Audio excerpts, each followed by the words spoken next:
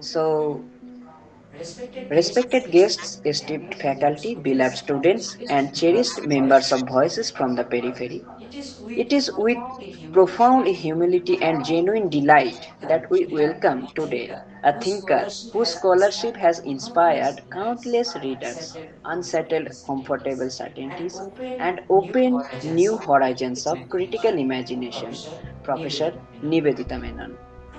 To introduce Professor Menon is to step into a body of work that refuse to be confined by disciplinary boundaries, a body of work that has persistently asked us to see the world definitely and to act on that seeing. Professor Menon, professor at the Center for Comparative Politics and Political Theory, Jawaharlal Nehru University, is among the most compelling voices in contemporary feminist thought, political theory, and critical scholarship in India. Her intellectual journey has engaged with questions of gender, sexuality, nationalism, secularism, and democracy, not in isolation, but in their intricate entanglement with structures of power, histories of colonialism, and the shifting terrains of global politics. Her writing, whether in pathbreaking works like Seeing Like a Feminist or in her incisive essays and translations, do not merely offer arguments, they open spaces for rethinking the very ground on which we stand. She speaks with the clarity of a scholar deeply rooted in critical traditions, yet with the courage to challenge those traditions from within, always attentive to the multiple locations from which knowledge is produced. Professor Menon invites us to recognize that ideas are not abstract universals but emerge from histories, geographies, and struggles that give them meaning. It is precisely sensibility that makes today's lecture What Does It Mean to Think from the Global South so urgent and so resonant for our time. The question is not a mere intellectual curiosity, it is a challenge to the deep hierarchies that shape global knowledge production. To think from the global south is to engage with epistemology forged in the crucible of colonialism and resistance, to take seriously the lived realities of peoples historically positions as the periphery, and to confront the ways in which dominant narratives continue to erase, appropriate, or misrepresent those realities. In Professor Menon's hands, this is not an abstract exercise in theory. It is a call to reorient our gaze, to see the world from vantage points long dismissed, to listen to voices too often unheard, and to acknowledge the radical potential of perspectives that emerge from sites of marginality. Her work teaches us that such thinking is not about romanticizing the South, but about unsettling the universal claims of the North and insisting on the multiplicity worlds we inhabit. At Voices from the Periphery, we find in her scholarship an affinity with our own mission to recover, honor, and amplify voices that history and power have relegated to the margins, and to think with them, not merely about them, in shaping our understanding of the presence. On behalf of all of us gathered here, we extend our deepest respect and warmest welcome to Professor Nivedita Menon. Your presence today is both a privilege and a production to think differently, to think from elsewhere, and to discover in that act of thinking new ways of imagining justice, freedom, and solidarity. Up to you, ma'am. Thank you. Thank you so much, Pallav, for inviting me, for letting me join in at the time that was convenient for me. It put you to a lot of trouble. I'm very grateful. I'm also very honored by the extremely thoughtful introduction, which actually does describe my work and my attempts to address multiplicity. And it's one of the most thoughtful introductions I've had, and I thank you for that. I will read from my lecture, and I hope we will have a discussion later. So, as you know, the topic is what does it mean to think from the global south? And let me begin with what might appear to be very obvious but needs to be stated, that the term global south does not refer to a geographical region, nor to a category within the developmental Jyoti? discourse. It is Jyoti? intended to indicate a space of thought, the possibility of revaluing and learning from speech that exists in the margins, of reworking the coordinates of intellectual labor to free ourselves from Eurocentric universalizing narratives and to destabilize the East West distinction, which is routinely made in the context of thought and intellection. Such conceptualization might actually make spaces within the geographical global north part of the global south. That is, if you think of the global south in this way as speech from the margins, then the thought of African Americans in the United States of America, of indigenous people in the Americas and Australia, these would all be part of the global south. And this would apply also perhaps to some parts of the Mediterranean, to some parts of Europe around the Mediterranean, for example, or parts of East and Central Europe, which have histories that cut through all neat continental divisions. And of course, the term global south assumes, but we would be implicitly questioning that as well. But for now, it assumes certain histories of normalized cartography, which are challenged by strategies such as upside down maps. We can talk about that later, but I'm just setting that in the margin to show you that I am alert to the fact that when we say global south, we're assuming a certain normalized cartography for the purposes of our argument. The Argentinian philosopher Walter Mignolo asserted, I am where I think. What he meant by that is that you constitute yourself, I am, in the place where you do and think. This statement is not a claim to some kind of ahistoric indigeneity, authenticity, or superiority vis a vis something called the West, a stance very familiar in India from the Hindutva framework. Rather, it is an insistence on privileging location, a recognition that spatial and temporal coordinates inevitably suffuse all theorizing. A sensitivity to location invariably leads to a productive contamination of the purity of empty universalist categories with specific histories, thus challenging their claim, the claim of universalist categories, to speak about everywhere from nowhere, pointing towards unexpected other histories that unsettle the ideas of a single point of origin. Now, I've talked of one way, one way in which parts of the global north can be part of what we're calling the global south, if we think of it as voices from the margins. But there's also a corollary, which is that this hemispheric divide is also bridged by links with the south within the north. I talked about the north within the south, but there are links with the south within the north. So, for example, Latin American decolonial feminism has found allies in the Latinx feminist tradition of the United States. So the global south makes allies with the south within the north. The term Latinx symbolically encapsulates identity conditions of migration, immigration, and diaspora to the United States from countries in Latin America and the Caribbean, and can capture a range of identities: Afro Latina, Afro Caribbean, etc. So this Latina X feminist tradition of the United States ties up with the Latin American decolonial feminism. Here in South Asia, we have seen Dalit intellectuals have been in conversation with Black politics and scholarship in the USA. From the time of the correspondence between B.R. Ambedkar and W.E.B. Du Bois in 1946, Ambedkar had hoped then to follow Du Bois in submitting a petition to the UN on the plight of India's untouchables. So it began then, as long ago as 1946, the connection between Black politics and scholarship in the US and Dalit intellectuals.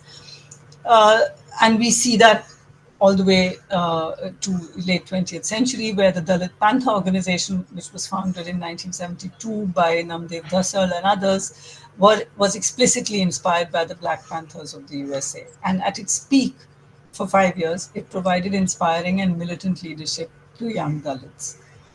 The Black Panther movement has moved on, changed, etc. I'm not going into that, but that connection with the Black Panthers of the US is what I wanted to indicate. And today, in the 21st century, we see activists like Tenmuri Sundararajan, founder of Equality Labs, who studies the practice of caste discrimination among South Asians in the US and who have made explicit connections between Dalit and Black experience. Equality Lab's report called Caste in the United States was discussed widely among Black audiences. Another more interesting recent alliance is between post socialist and post colonial feminisms, exploring what some scholars have called uneasy affinities, the uneasy affinities between post socialist and post colonial feminisms. Madina Klotsnova and others have used this term. On the one hand, post socialist scholars are seen by post colonial scholars as more aligned with the North, naturally. We tend to think of post socialists as located in Europe, right?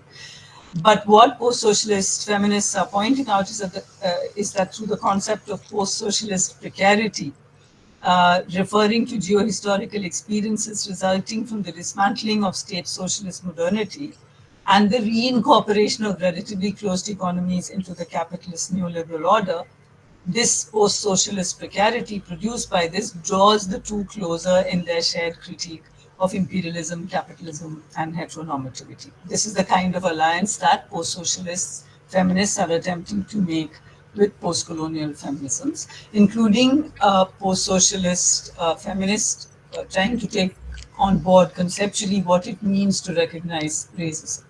So the conversations are actually quite productive. So this was just a kind of a map to begin with to see what thinking the global south involves. The attempt to bring into conversation with one another concepts and categories that have emerged from different spatio-temporal locations is key. This conversation would have to be produced with the sharp awareness of incommensurability, mistranslation, productive misreading, and above all and always the awareness of the materiality and politics of location. So one is obviously not suggesting that these conversations are just some kind of transparent, easy dialogues between rational selves. These are fraught conversations which are dense with the possibilities of incommensurability, mistranslation, etc. Now, so this was a kind of a map to give you a sense of what one is talking about when one thinks of the global south as a space of speech from the margins. And it seems to me that the process of engaging seriously with thought from the global south involves at least three tasks. So I'm going to address those three tasks in this talk. The first task is, of course, a critique of Eurocentrism, which has been substantially carried out, and Edward Said's Orientalism of 1978 is an important landmark. The second task is to question the West non-West binary assumed with reference to philosophy, and to unpack and trace the interweaving histories of these two categories of thought. The third and most critical task is to identify concepts internal to knowledge traditions, to think about the extent to which these can travel to other contexts, and to see what productive translations and mistranslations can come about. So, before I proceed to talk about these three tasks, I want to clarify that the word tradition is never used here as the antonym of modernity, largely because both terms come under continuous interrogation. So when I use tradition, I use it in the sense of continuing practices and knowledges, regardless of whether they have ancient roots or are more recent. Thus, a knowledge tradition could, for example, be scientific or feminist or religious or have elements of all of these. All traditions are living palimpsests through which can be dimly glimpsed, sometimes brightly glimpsed, layers of histories like a fertile undergrowth. Now let's begin with critique of Eurocentrism. We can briefly define Eurocentrism as a set of assumptions. One, about the universalizability of the European/Western experience, and two, the telos, the assumed telos of progress and history. From this position, the non-West is a place of data and facts, which must be excavated and theorized, in the supposedly neutral conceptual frameworks that have evolved in the West. From this point of view, the non-West is always lacking. Modernity is incomplete. Secularism is impure. Democracy immature. Development arrested. Capitalism retarded. How often have we come across these frameworks? So the non-West is either always lacking, or the non-West can be translated perfectly into Western terms by answering, for instance, questions like: is there civil society here? Are there conceptions of equality? Were there liberal thinkers? What kind of modernity That's do we all on have? me. So you can see the assumptions that these experiences of European modernity are all either there or not there in the non-West. Uh, and you can very perfectly translate these societies into the terms that have been produced by Western theory. Frantz Fanon put it this way: if ever the colonized happen to arrive, everything is anticipated, thought out, demonstrated. It's all done for us. We just have to present ourselves before Western theory to show either that we match it or we don't match it. Now, broadly, this would be the crudest kind of Eurocentrism. But by now, there is a great deal of self-reflexivity about Eurocentrism among Western scholars, and I won't go into all of that. But there have been many, many scholars who have been aware. That's why I said this task is of the critique of Eurocentrism is it's kind of in a sense done. But still, to be critical of Eurocentrism is one thing, but even so, concepts emerging from Western, that is Euro-American social philosophy, are still assumed to contain within them the possibility of universalization, but the reverse is never assumed. That is, for example, is there civil society in Ghana is a question you can ask.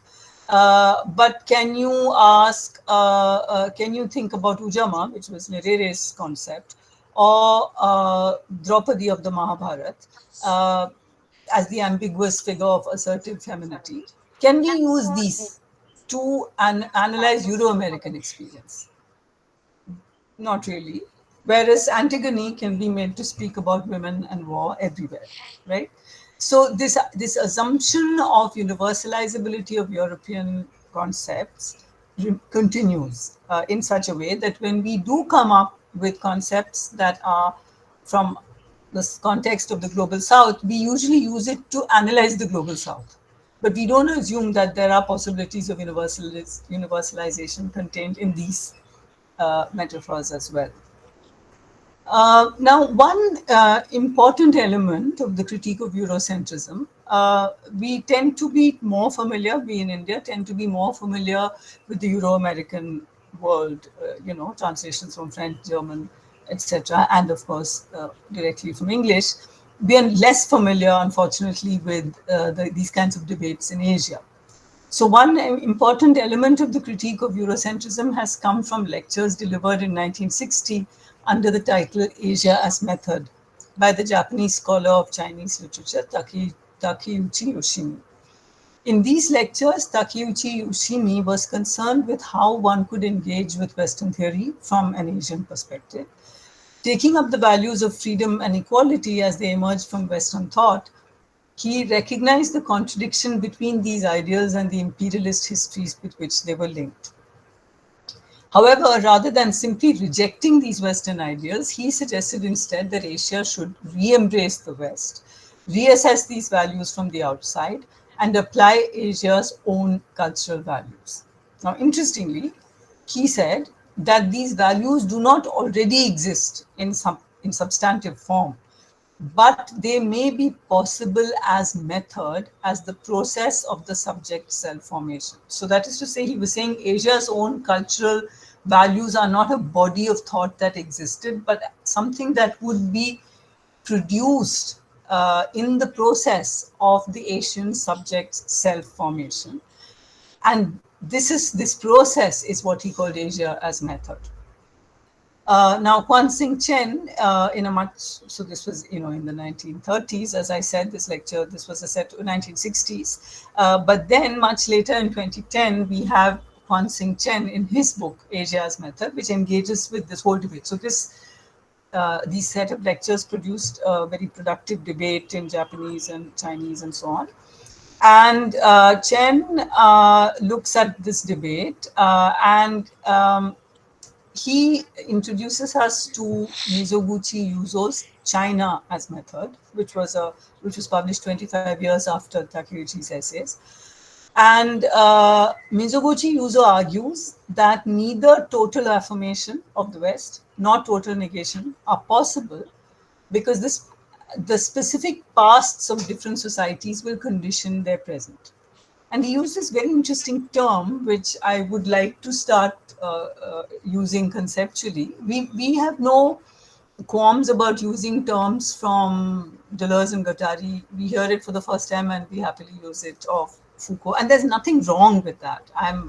As you can see, my argument is not that you have to give up on Western thought, but I feel we need to have a little, take that risk and have that confidence to use terms coming from these parts of the world. So not that I've used it yet, but I find it a very useful term, Mizoguchi Yuzo, when he says that the specific pasts of different societies will condition their present.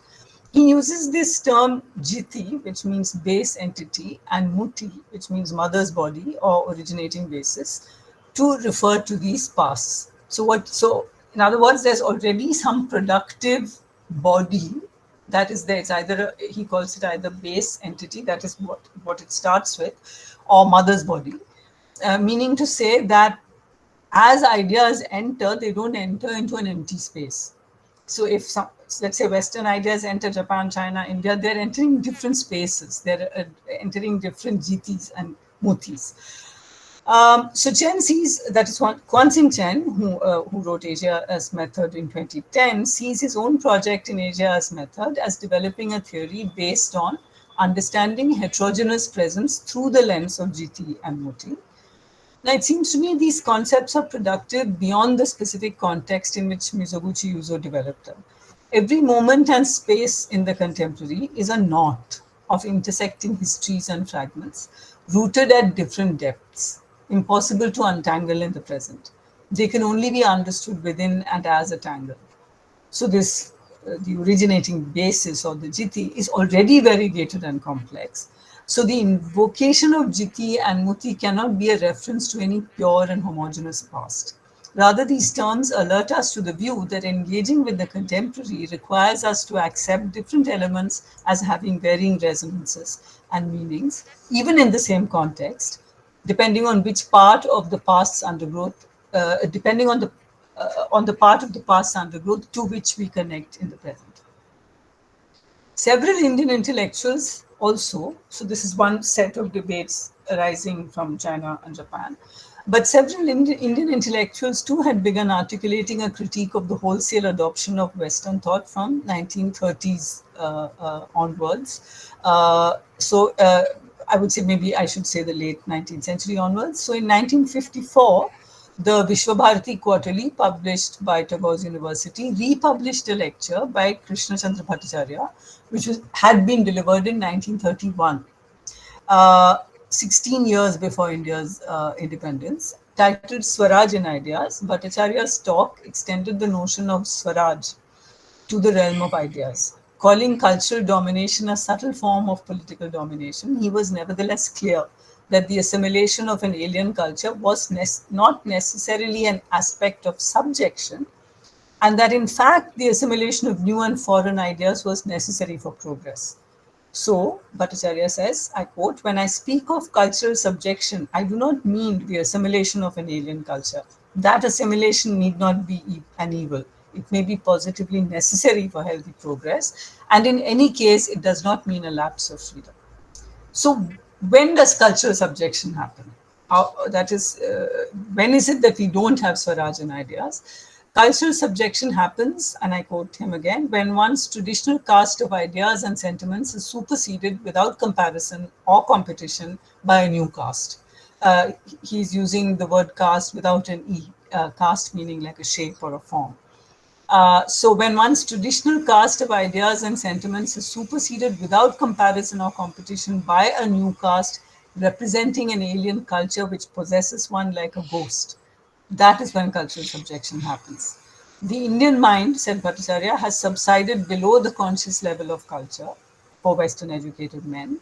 It operates only at the level of family life and in some social and religious practices. That is, the Indian mind is now only at the level, now meaning in the 1930s, only at the level of family life and in some social and religious practices. But in the public domain, it is given no place at all.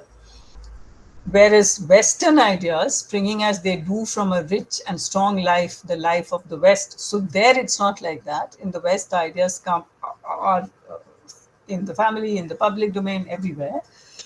For us, it's like a shadow mind that functions like a real mind.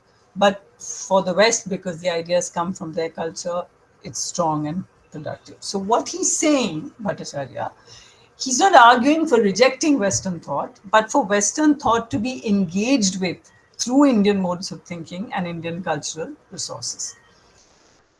So what I'm arriving at through this discussion of Asia's method is that when you take Asia's method seriously, we're insisting on location, which is differentially constituted and rooted in spatially and temporally variegated jiti. Now, uh, another aspect of thinking from the global south, or what is it to mean? What does it mean to think the global south? And as you can see, I started off by quoting Mignolo. Mignolo is one of the thinkers. He's an Argentinian philosopher. He's one of those thinkers who I think you all would be familiar with, and is seen in the English-speaking world as someone who's brought the idea of decolonial thinking to a kind of Anglo-European universe. Now, spirituality is something that decolonial thinking takes seriously, and that's another aspect of what does it mean to think from the global south or to think the global south. Um, the idea that you have to take spirituality seriously. Now, Walter Mignolo names, as he calls it, the Western Code. What is the Western Code?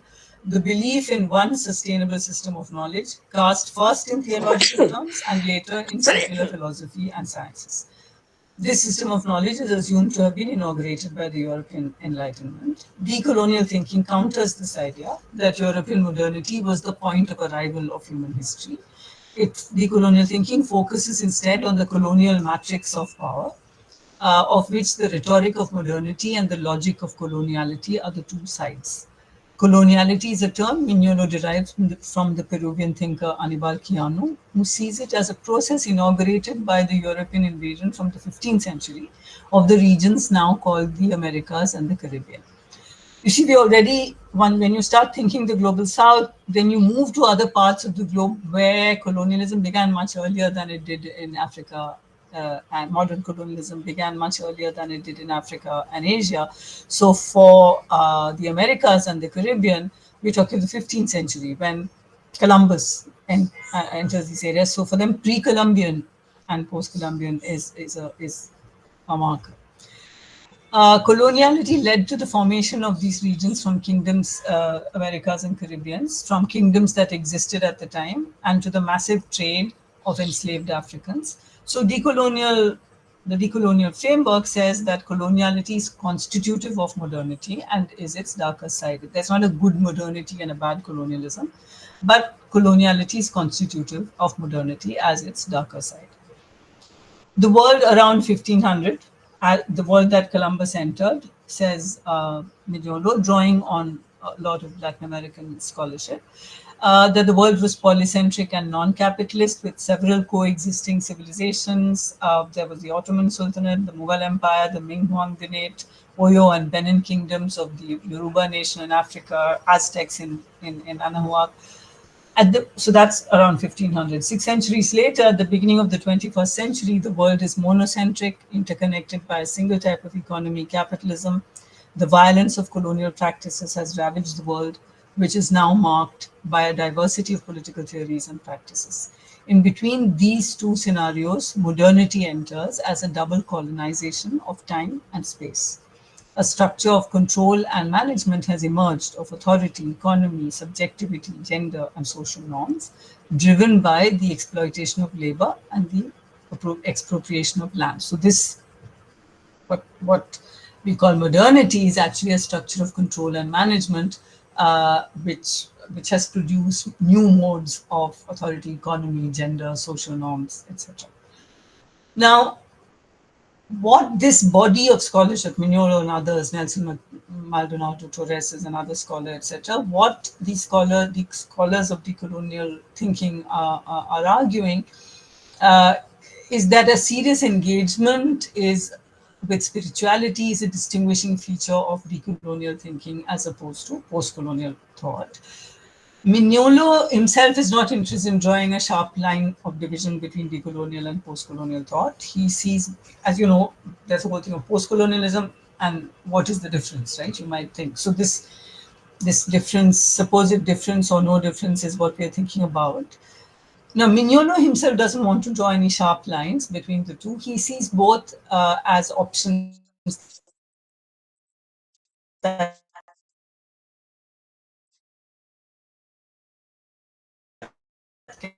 can coexist, as having different Asia and to some extent Africa. It comes from Anglophone colonies and so on, whereas decolonial thinking and starts post-colonial thinking dates, whereas decolonial thinking, as I said, goes back to 1500. It's a different language. It's Spanish. That is the colonizing language. So what Mignolo is saying is that they have different trajectories, different concerns. We don't need to look at them as frameworks that one has to eclipse the other. He doesn't see it as that. He sees both as options. But there are, I think, what they are saying is that there are two key differences between the two. That decolonial thinking takes very seriously the spiritual option, uh, which includes, that is the spiritual option, but this includes being critical of the colonization by institutionalized religions. So all the previous indigenous spiritualities that have been colonized by Christianity, Islam in Latin America. Well, Islam not so much, but Christianity in Latin America. Maldonado Torres, whom I just mentioned, sees this taking spirituality seriously as a distinctive feature of decolonial thinking. Uh, because post-colonial studies emerge from and are located in the academic field of the secular humanities. This is actually a critique that has been made of Said uh, by some scholars, that he remains within the secular framework. Decolonial thinking, the second difference, one is taking spirituality seriously. Decolonial thinking, the second difference is not an academic discipline alone. Post-colonial studies is an academic discipline, but decolonial thinking has not been an academic field alone. It has included community activists, artists, scholars critical of modern Western secularism, who have drawn from and contributed to religious studies as well. What these layered discussions indicate is that the dichotomies of which we take for granted of universal particular east-west tradition modernity are articulated in far more complex ways than their invocations often imply. Now we come to the second task, unpacking West and non-West.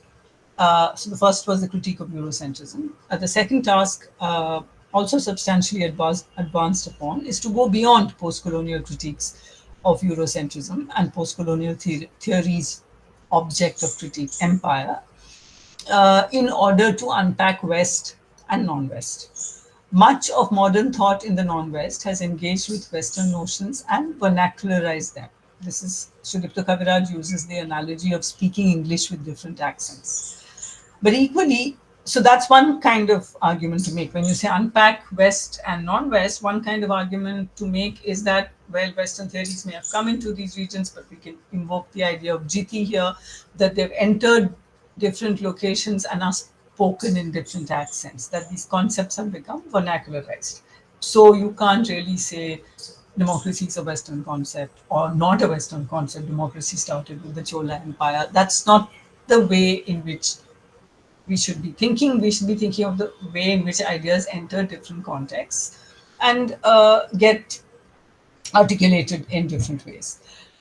But I think more interestingly, and this is not something that we have thought about enough, is that Western knowledge formations have deep roots in the non-West. In his controversial book Black Athena, published in 87, Martin Bernal points out that until the 19th century, Greek culture was accepted as having risen from an incorporation into the Egyptian and Phoenician empires, whereby Greek culture was a mixture of European, African, and Arabic civilizational influences. It was only in the first half of the 19th century in Europe that Greece began to be viewed as essentially European or Aryan, and this coincided with post Enlightenment notions of progress as well as the beginnings of institutionalized racism.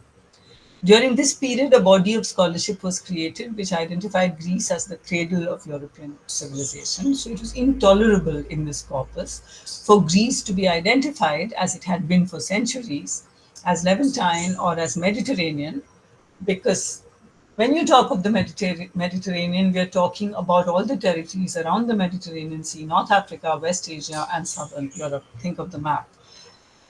It is a truism now that the supposedly natural division of the world into continents, Europe, Africa, Asia, is anything but natural. I'm saying it's a truism, but unfortunately, we don't really think much about it. That this, as if these continents just fall into place in some natural geographical way. We still do tend to think like that. Spatially, however, as we know, North Africa, West Asia, and Southern Europe, again, think of the map, North Africa, West Asia, and Southern Europe around the Mediterranean, are more contiguous with one another than with other parts of their continents. In other words, Greece has more in historically and culturally in common with Northern Africa than it has with Sweden, let's say, right, which is to the north of Europe. Moreover, and this is another important facet that has been added, the scholars of oceanic studies point out that oceans have not historically separated pieces of land. If one were to ask for the definition of a continent, I think the first thing that would come to mind are masses of land separated by water, bodies of water. But the whole point that scholars of oceanic studies are pointing out that oceans have not actually separated pieces of land; they have acted as conduits of communication. And in other spheres too, long hidden or conveniently invisible connections between the three discursively separated continents around the Mediterranean have been made visible. So when you say this, then you can see why, like take India, if you look at the west coast of India, if you look at Kerala has always had ties with West Asia, always, historically, for centuries. Literally, for centuries, hundreds of thousands of years. So what that means is that the idea of the nation state gets destabilized the moment you take oceans seriously as conduits of history, culture, and also violence, and also traders, but also armies, right? Oceans all over the world have connected, not divided. And it's at one point when nation states come into being that oceans start being seen as separating. Uh, so the idea is, what we are saying here is that when we talk about destabilizing West and non-West, we need to also recognize that the knowledges of the West have deep roots the non in the non-West, and this has been made possible. So Bernal's book Black Athena, right? He was making the argument that Athena, Greece is the goddess, founding goddess of Greece, is black because the connections are with West Asia and North Africa rather than with the rest of Europe. The book was controversial. He was attacked. That's a whole other story. But the point is that there are ways in which what are now seen as knowledges produced by Europe actually come from other parts of the world. So this has been pointed out by this kind of thing has been pointed out by many scholars, and what we're really saying is that what we think something called globalization is talked about as if from the 20th century suddenly the world starts connecting and learning and so on from one another and having connections, but these cosmopolitanisms go back to at least the 12th century. So Mignolo calls these decolonial cosmopolitanisms. So if you take, for example, Ibn Rushd, 12th century, key 12th century figure, who developed the Aristotelian distinction between form and matter to assert human free will, In the debate between reason and revelation in Islamic scholarship, Ibn Rushd asserted that it was the philosopher, not the theologian, who needed to establish the true inner meaning of religious beliefs in the event of a dispute, because it's the philosopher who would be able to apply critical thinking. Now, between the 8th and 15th centuries, the Islamic world struggled between faith and mysticism on the one hand and reason on the other, and eventually Ibn Rushd and the idea of reason and those who supported Ibn Rushd were set aside in the Islamic world. But in 12th century Europe, Ibn Rushd emerged as the standard bearer of the rebels of the Church of Christianity. They called themselves after him. Ibn Rushd's European name was Averroes. So they called themselves Averroes. They stood against Catholic authoritarianism. Uh, so Ibn Rushd's ideas about reason and critical thinking did not, in that sense, win in the struggle in the Islamic world, but his philosophy played a very important part in the Christian world.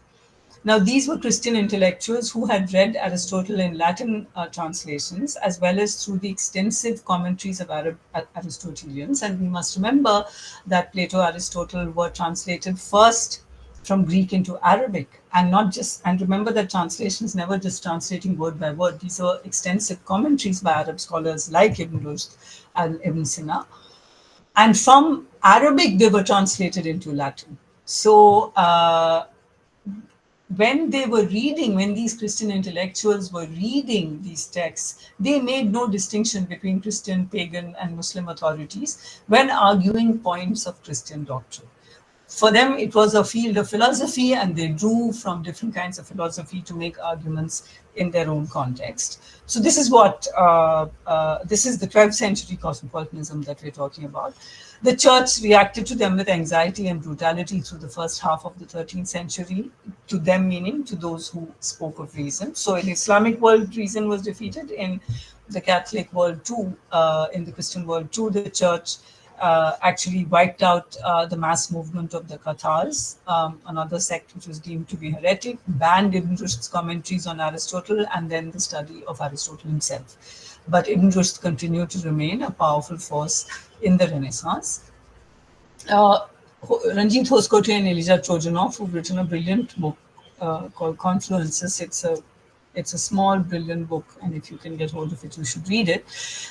They have pointed out that while European accounts usually reduce the contribution of Arabic thinkers to European philosophy, treating them as couriers, safeguarding and forwarding European philosophical treasures. That is, Hoskote and Trojanov are saying that European accounts think about Arabic thinkers as simply acting like some kind of couriers, just translating works of European philosophers and giving it back to the European world. But what they point out is that they were philosophers, they were falasife, not merely translating words, but providing European erudite commentary and paving the way for critical inquiry.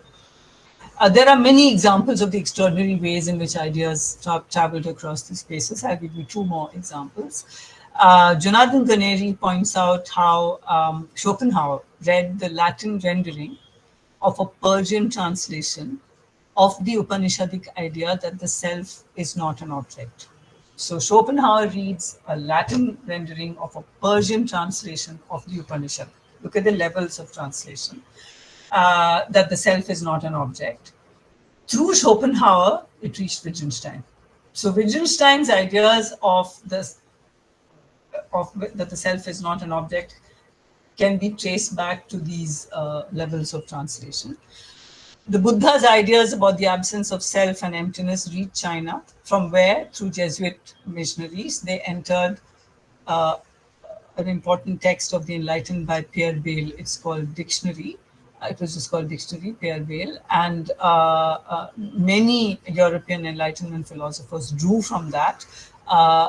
So ideas about self and emptiness and so on. So including David Hume, Jonathan Ganeri says, including David Hume, these ideas were used by European philosophers of the Enlightenment. But look, again, they're traveling from what we now call India to what we now call China. Through Jesuit missionaries, they enter the European Enlightenment. And another final instance that I will give you of such a transmission from it. So all this, remember, is to unpack the idea that there's Western knowledge and non-Western knowledge. An instance of such a transmission from another part of the globe is presented by David Graeber and David Wengrow, who argue that the idea of the desirability of equality was brought to Europe through the encounter of Europeans with the indigenous peoples of North Americas.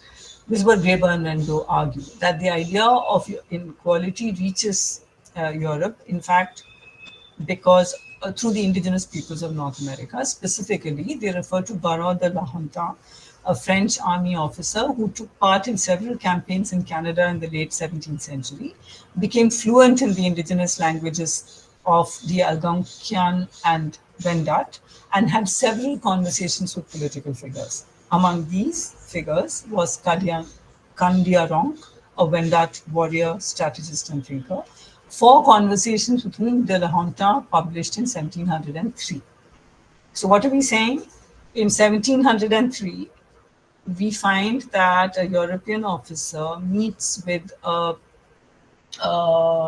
indigenous scholar and soldier of what is now called Canada, who uh, who had visited France, and he was horrified when he visited France before he met de la Hontan. He had visited France and he was horrified by the deep inequality that he witnessed there. And he compared it to his own civilization, which was radically much more equal.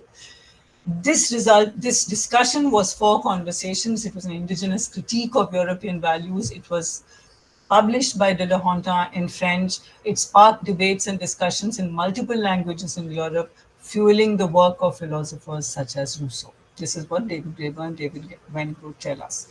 So these are just some examples. If you pick up the history of most concepts, you will find these very entangled histories. So they're not clearly the North and South or West and non-West. We can use, I mean, I prefer North and South, but in this context, it's talked of as West and non-West. They're not independent spaces of thought. And please note that nowhere is there a suggestion that some culture is inherently superior because it came up with one of these ideas. We are simply talking about the way in which ideas have been transmitted back and forth. There is no one source. So this was the second task, as I told you, of thinking from the global South, which is to unpack this binary of West and non-West, to show that both are deeply shaped, each is deeply shaped by the other. Our third, and I guess this task, and both the earlier tasks I said are being done, and there's a whole lot of work around it. A critique of eurocentrism is substantially done, completed. The unpacking of West and non-West is something that is ongoing, and there's a lot of work around it. But the third and most important task, I may take another 5 minutes if that's okay, Pallav. Our third and most important task is to identify concepts internal to other knowledge traditions through which intellectual conversations take place. So we identified, for example, Jiti as an interesting concept. Now, when we try to do this, when we identify concepts internal to other knowledge traditions through which intellectual conversations take place, we are thinking about, is it universalizable? What kind of debates have happened in those contexts? What have been the key issues? And it's very important when doing this to take care not to treat the global South as a homogeneous space. It is necessary to recognize and make visible internal structures of power and voices of dissent and debate within non-Western knowledge formations. In what terms is criticism conducted and dissent expressed within these formations? The issues of heterogeneity, power, and dissent within the non-West or the global South is in fact not generally addressed either by post-colonial or decolonial thinking, because their objects of critique remain empire or coloniality. But we need to look at debates and contentions within. That is, if the object of critique is empire or coloniality, then it's like everything that faces it is some kind of homogeneous space of resistance. But we cannot do that. We have to look at debates and contentions within the South in other words, we have to think of the South within the South. right? We have to think of debates and contentions within the South in order to take seriously the heterogeneity and power relations internal to the South, which means that we have to take translation as paradigmatic of any conversation, and every translation is shot through with power relations. Uh, so translation becomes critical to the enterprise of thinking from the global South. Now, you might have noticed that I've used the term thinking from, right, throughout. And here I'm inspired by, and I'm using an important distinction made by Anubhar in the context of psychoanalysis. He makes a distinction between doing psychoanalysis in India and doing psychoanalysis from India. And in my understanding, the first indicates specificity, that we do something specific. We have to understand the specificity of this culture. But the second implies location. Specificity is important to demarcate, but it cannot remain at the level of marking difference from the norm. From a location, on the other hand, it can be theorized in more general terms, recognizing specificity, but making comparability key and finding resonances across contexts. So I like the way we can use from rather than in, because from suggests the possibility of resonances across contexts. Perhaps this is why the Japanese philosopher Naoki Sakai sees translation as having to assume what he calls a heterolingual mode of address, which assumes a non-aggregate community of foreigners. What is he saying? That translation must assume mutual foreignness between two language communities. Usually what happens is translation tends to assume a homolingual address based on the normalcy of reciprocal and transparent communication. But in a heterolingual mode of address, the addressee could respond with varying degrees of comprehension, including missing the point completely. The heterolingual address thus assumes that every utterance can fail to communicate, because heterogeneity is inherent in every medium, and therefore translation is endless. I talked right in the beginning of this, right, that there's a possibility of miscommunication, productive misreading, etc. So this is the third task, and this is a task that is beginning, it has begun. There are all kinds of interesting publications which bring in concepts from the global South and put them in conversation with each other, etc. But I will make a final 2 points, which I have come to only more recently. One is that if we draw on Walter Mignolo's claim that in decolonial thinking, to say nature is already a colonial term. Nature is already a colonial term. This is an insight that Mignolo gives us, because when we say nature in the vocabulary of coloniality, modernity, it means something that has been desacralized and separated from the human world, human versus nature. Now, if we take this idea seriously, then we do need to decenter the human from the world as we claim it, opening up new imaginations of living on this planet.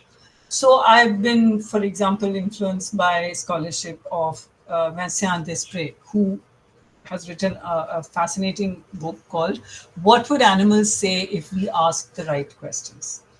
And what she does is she trains a critical lens on socio-biological perspectives that read animal behavior through the normalizing frames of dominant human societal values. That is, socio-biological thinking will look at a community of chimpanzees and read them in human terms. She unpacks all of that. But I'll just mention, and it's a very interesting field and I can't go into it, but one of the most acute questions, for example, in this set of provocative essays, one essay is called, "With whom would extraterrestrials want to negotiate?" By asking this question, she shakes the foundation of most speculative fiction that imagines extraterrestrials would naturally turn to humans to get answers about planet Earth and its workings, right? So what she's doing in this What Would Animals Say If We Ask the Right Questions is decentering the idea that the so-called animal world can be simply understood and translated in the frame of human thinking. I found also very useful, there are a lot of work in this field, but I just mentioned 2. One is Desprez, and the other one is V.M. Ravi Kumar reads B.R. Ambedkar's The Buddha and his Dhamma to trace the philosophical journey of Ambedkar after his conversion towards the idea of Maitri that knits together the human and non-human in nature. In other words, relying on an already vast body of scholarship that has come into being in maybe the last couple of decades, we now should also be setting up the non human world as the south of the human world. To the extent that we can, given that all the texts are written by humans, although these are humans critical of our own privilege and power. We can consider what new and discomforting ethical frameworks might emerge for us in our everyday lives if we gave up on the idea that the world is exclusively for us. This lecture has implicitly also been a critique of the idea of IKS, or Indian knowledge systems, which has become a catchphrase. For each of those terms, IKS, come under question if we take the ideas that I have discussed here seriously. India as an always already pre existing entity with its own singular knowledge, born of this place alone. And thirdly, knowledge as organized into systems rather than being rhizomatic with multiple and fluid origins. And in conclusion, the inevitable problem of the adoption of the term decolonial by the Hindu right in India and by the right wing globally, you've seen this everywhere. My own understanding is that any project of decolonization has to embrace heterogeneity and undecidability. You see, we've already entered that space, and I'm really concluding with that, where we recognize that the South is not a homogeneous space of resistance, that it's shot through with dissent and criticality, right? So I feel, or I would believe, I argue that any project of decolonization has to embrace heterogeneity and undecidability in the Derridean sense of refusing meaning through established fixed codes. Undecidability in that sense, refusing meaning through established fixed codes. Whereas coloniality is precisely the forging and enforcing of legibility to the state, of homogenizing all history and the entirety of the present as well. What Hindutva and other right wing projects across the globe claiming decoloniality espouse in their supposed rejection of Western colonial modes of thought is actually a recolonizing. Their project is not decolonizing, they're recolonizing by dominant frameworks of the contemporary elite, if of the rich heterogeneity suppressed by coloniality.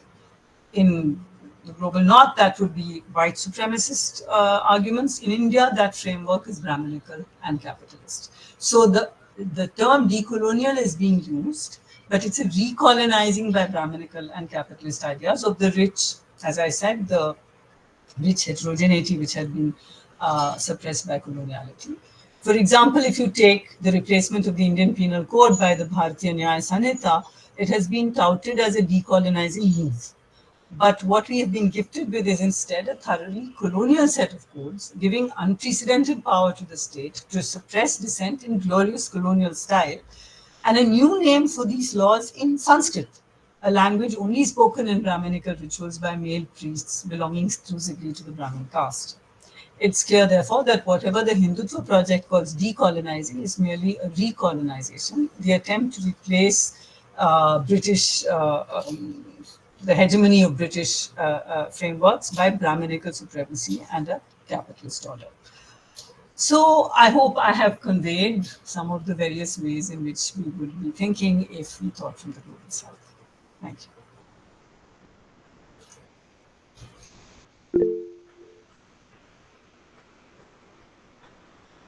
Uh, Thank you so much, Professor Menon, for a lecture that has been so thought provoking as it has been deeply grounding. We have taken us on an intellectual journey that unsettles the easy certainties of inherited frameworks and compels us to ask, from where do you think and for whom? We have shown us that to think from the global south is not merely to change our vantage point on the world, but to recognize the deep histories of colonialism, resistance, and lived experience that shape the very categories through which we understand it. Through your incisive analysis, you have illuminated how knowledge is never neutral, how it carries within it the marks of power, exclusion, and privilege, and how thinking from the South is an act of reclamation, of placing those historically consigned to the periphery at the center of intellectual life. You have reminded us that such thinking is not an exercise.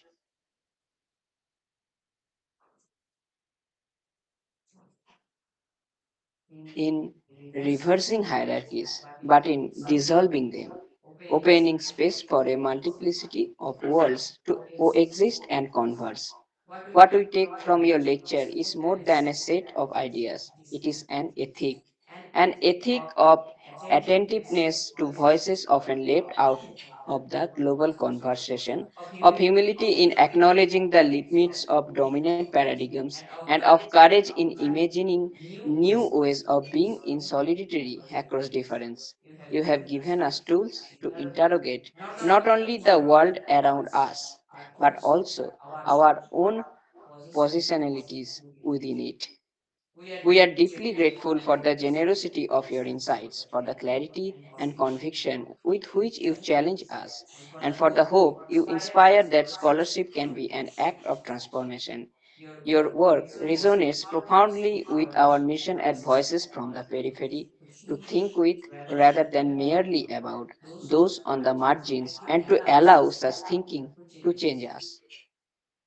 With your kind permission, we would now like to open the floor for questions, reflections, and conversation. We warmly invite our audience to join in this exchange, whether through question, counterpoints, or thoughts sparked by the rich and challenging journey you have led us on today. Thank you, Palak. Can I begin with Dr. Surabhi's question? It's in the comment box. Yeah, ma'am, sure. So, Surabhi, thank you for your kind comment. The second part of your question is, since the global south is a politically constructed term, how can we make sure that the experiences of the most marginalized women are not lost within a single uniform south identity? I hope that question has been answered by the end of the lecture, because my whole point is it's not a homogeneous identity. I started off by saying that the south is not homogeneous. I ended by saying that. So there's no question of the south being, there's no single homogeneous south identity. I think by, perhaps you wrote the question before I'd completed the talk, because by the end of the talk I should think it would be very clear, right, that in the south there are multiple voices, and so we are very clear it's not one South identity. So thinking from the global South involves also that third task. As I said, post-colonial and decolonial thinking have one enemy, empire. But if we take decolonial thinking seriously, we have to actually further apply that thinking to the global South and look at, for example, from the first moment I was talking about Dalits, I was talking about race, I was talking about, yeah, no, so it's not one identity at all. It would be contextually. It would depend on the context, but there would be, it's all the voices of dissent, criticality, all of that.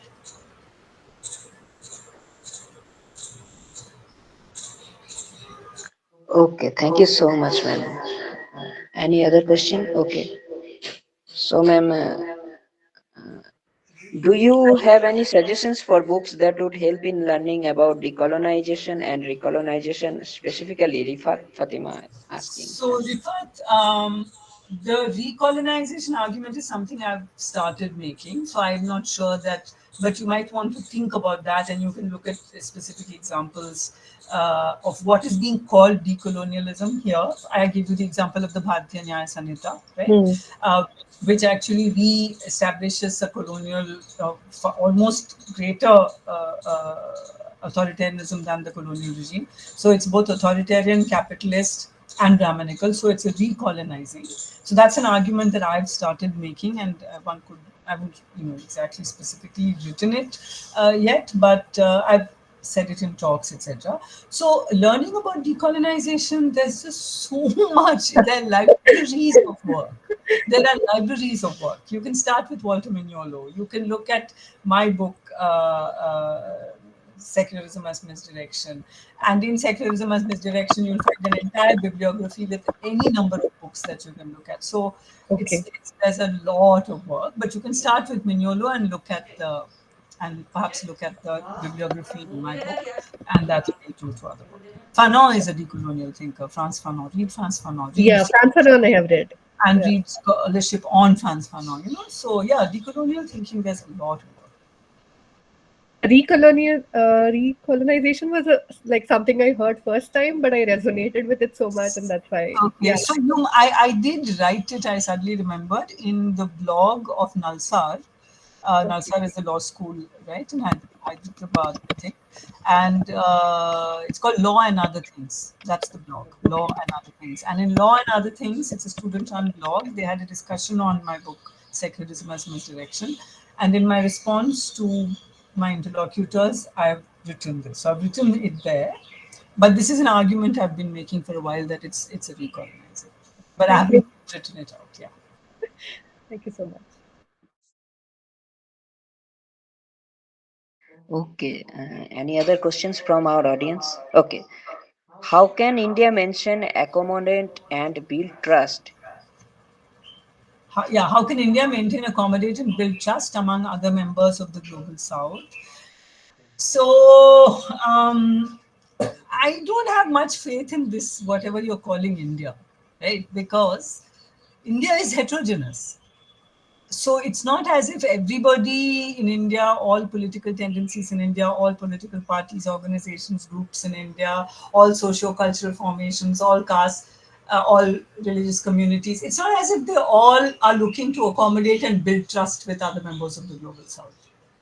So I don't think we should. I think we have to stop thinking in terms of how can India do it, because India is not one thing. India is many things, and many political tendencies in India are not interested in building trust among other members of the global South at all. In fact, they won't even recognize such an identity, right? They won't even recognize that there is such solidarity to be made. So the question should be, how can those of us who want to do it, what are the movements that are interested in building trust and solidarities? What would such movements have to do? What would such political tendencies have to do?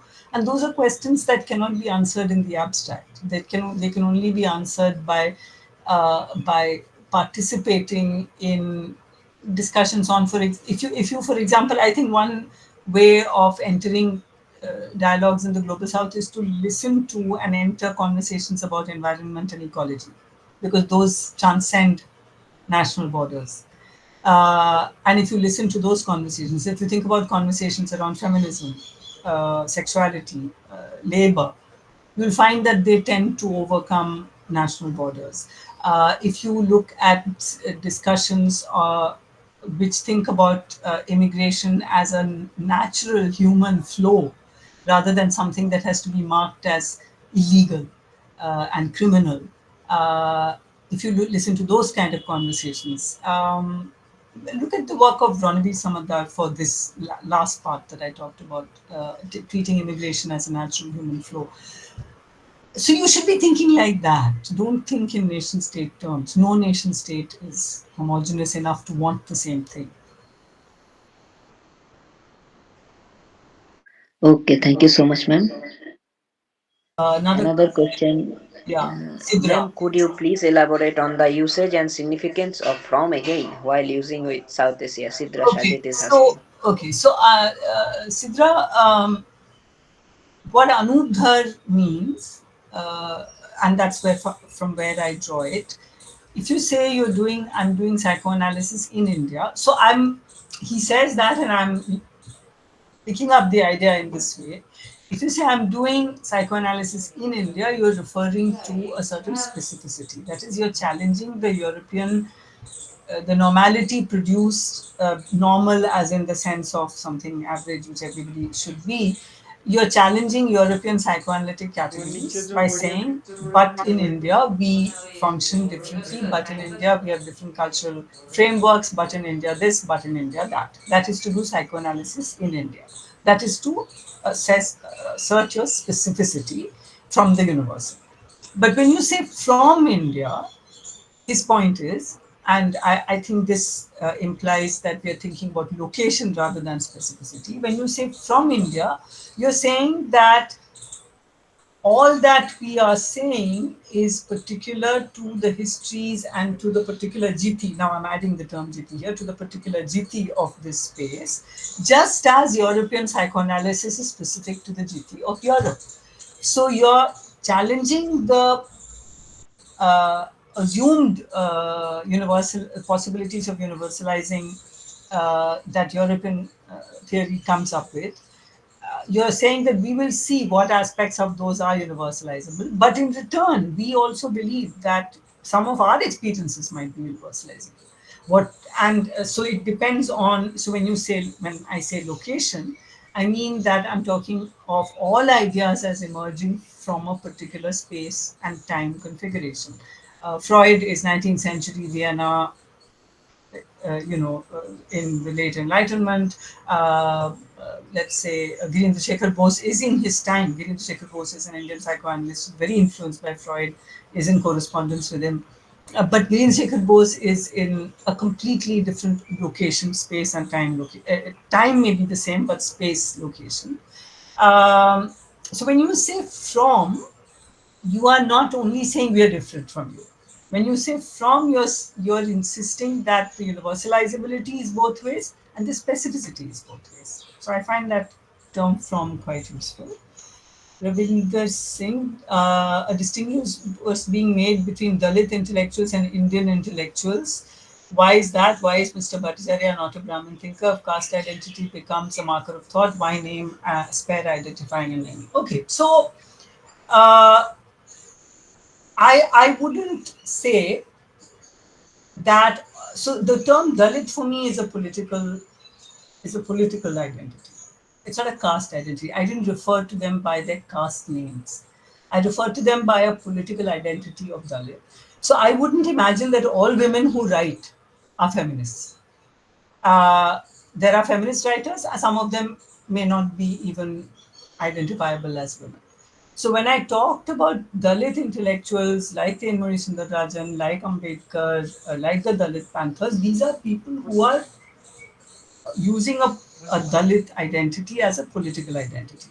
Now, I'm not for Bhattacharya is the fact that he is Brahmin is not incidental. It is probably useful if we were going to spend that much time thinking about him. But the argument he's making didn't seem to me to be Brahminical. If you wish to make that kind of, if you study Bhattacharya yourself, in other words, I am refusing to attribute caste identity only by the name of somebody. I feel that these are intellectual arguments. So there could well be, I haven't done that work, someone might do that work, which is that Swarajan ideas, that essay which is seen as a landmark essay. If Swarajan ideas is somehow Brahminical, I would be very interested to read that kind of critique. But to me, I was placing it on the same plane as Asia's method. You see, so for me, it was that kind of argument, and I'm perfectly open to seeing it as Brahminical if there is any scholarship around that. I haven't done that work. Uh, then this is Sneha. My question pertains to the term Global South. Um,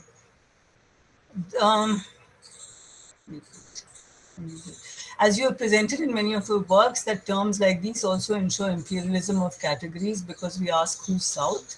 These are things you've previously discussed as well. So apart from using terms like Global South or Third World, should be used, what could be used to challenge the dominant narrative? So what I did say in the beginning, Sneha, is uh, that I am assuming normalized cartography. I said that and I set it aside. That when we use the term Global South, I'm assuming normalized cartography, that's the map that we see, that's the map that we use. We are not using upside down maps. We are not using Peter's projection.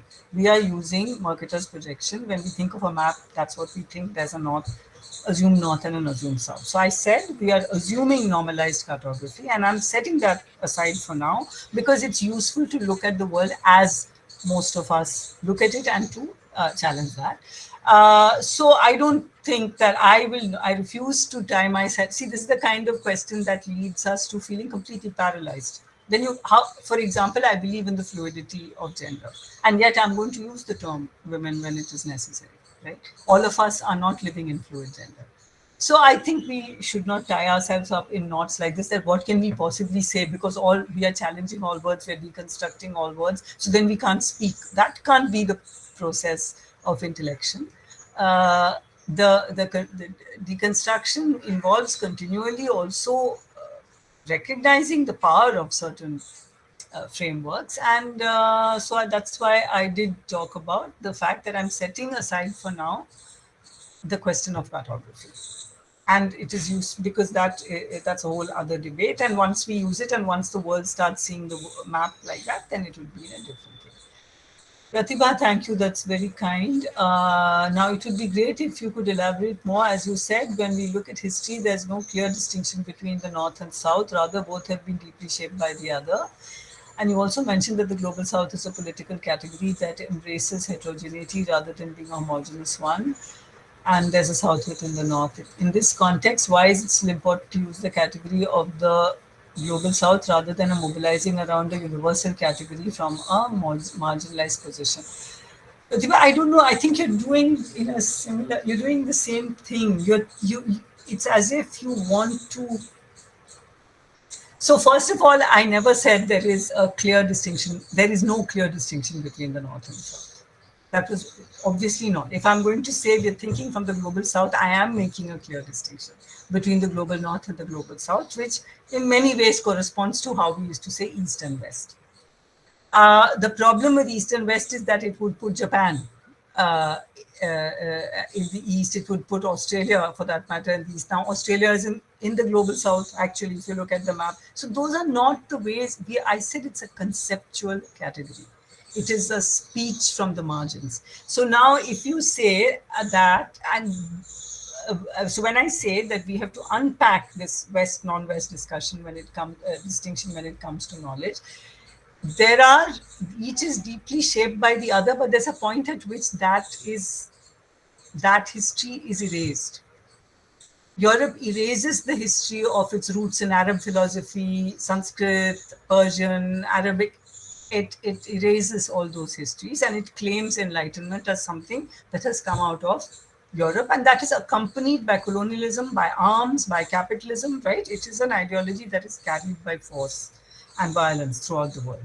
Now, so it's very evident that there is a distinction. And if you want to say there's no distinction between if you're going to take any deconstructive exercise as demolishing that concept, then as I said, you're simply paralyzed. There's no speech possible. Once I say gender is fluid, I can never recognize gender again. That's what you're making it sound like. So you have to be careful about that.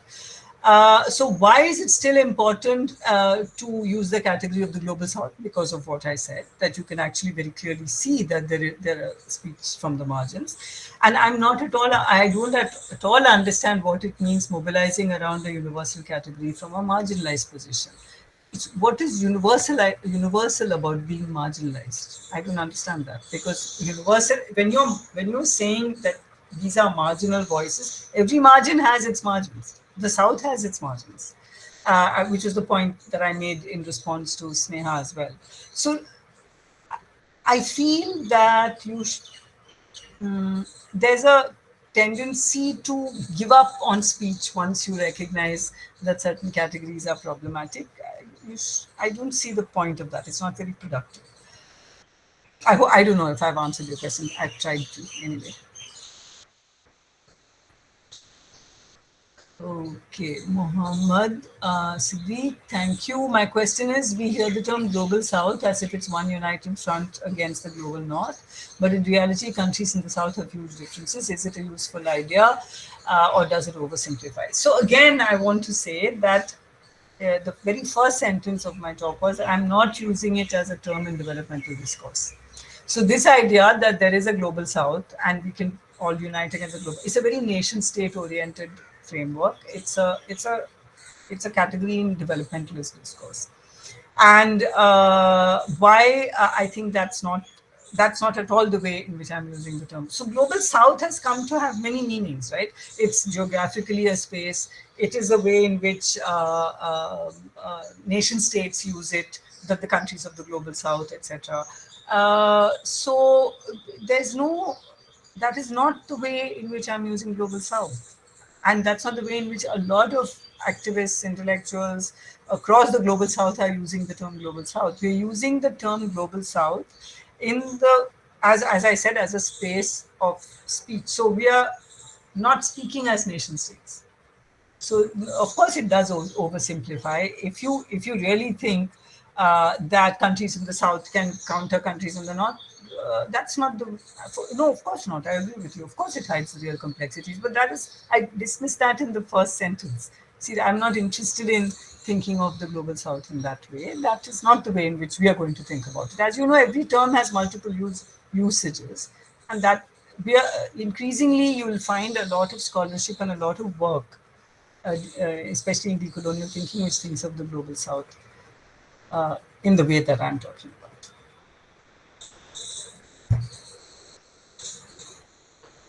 Okay, so before we bring today's gathering to a close, I wish to express, on behalf of Voices from the Periphery and everyone present here, our deepest gratitude to you, Professor Menon. Your presence today has been a gift not only in the knowledge you have shared, but in the spirit with which you have shared it. You have reminded us that scholarship is not just about producing ideas, but about opening minds, unsettling silences, and forging connections across histories, geographies, and lives.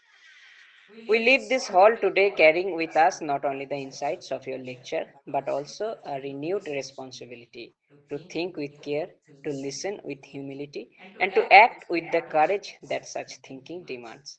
From the bottom of our hearts, thank you for walking with us, even if only for this brief moment on the path of reimagining the world from the global south. We hope the conversation will continue across classrooms, across communities, and across the many peripheries that make up our shared human story. Thank you so much, ma'am. Thank you. Thank you all so much. Thank you for the discussion and the questions. All the best. Bye bye.